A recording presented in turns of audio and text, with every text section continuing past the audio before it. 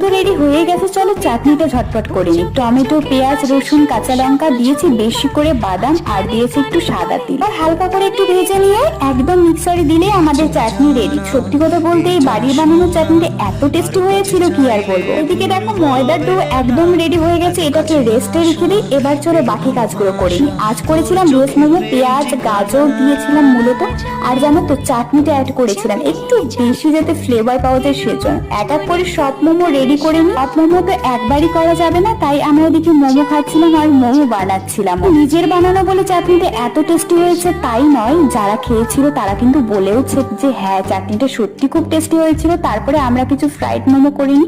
সত্যি কথা বলতে মোমোর যা কিছুই হোক আমার সবই ভালো লাগে। কার কার মোমো এত পছন্দের অবশ্যই কমেন্ট করে জানিও। যেই মোমো বানিয়ে গদগদ করে গিলতে থাকা আমি হচ্ছি সব থেকে নির্লজ্জ ব্যক্তি। চলো টাটা।